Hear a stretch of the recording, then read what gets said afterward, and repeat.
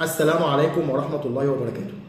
طفل جاي عنده سخونة، عنده التهابات في بطنه، عنده نزلة معوية، عنده مغص شديد جدا. أحيانا بيبقى الطفل ده عنده التهاب في الحلق وبرضه مغص شديد جدا. يا ترى إيه قصته؟ قصته إن إحنا نعمل أشعة للطفل ده نلاقي عنده غدد لمفاوية ميزنتريك ليمف نود أو غدد لمفاوية موجودة في البطن. نقلق طبعا ونشوف القصة إيه.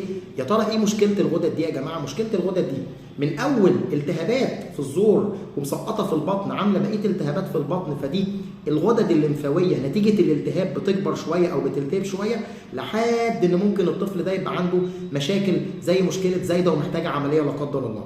يبقى اذا لو انا عندي طفل عنده مغص، ده ممكن تكون شكوى المغص دي اصلا ما هياش قصه بطن خالص، ده قصه من فوق ومسقطه تحت في البطن.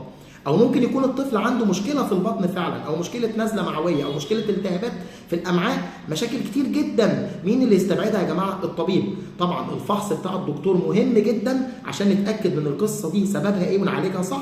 تاني حاجه يا جماعه، علشان نشوف ممكن نحتاج فحوص زي اشعه تلفزيونيه سونار على البطن او بعض التحاليل اللازمه للطمانينه على الطفل، وعشان نشوف فعلا الغدد الليمفاويه اللي في البطن دي هتروح مع العلاج بتاع الالتهابات عادي ولا لا قدر الله في حاجه تانيه. اطفال كتير جدا بنضطر نفتح ونعمل زايده لو فعلا في التهاب زايده الدكتور هو اللي بيشخصه، لكن في النهايه هي كلها ان شاء الله حاجات بسيطه، بس لازم نطمن على الطفل وربنا يحفظ اولادنا من كل شر ان شاء الله.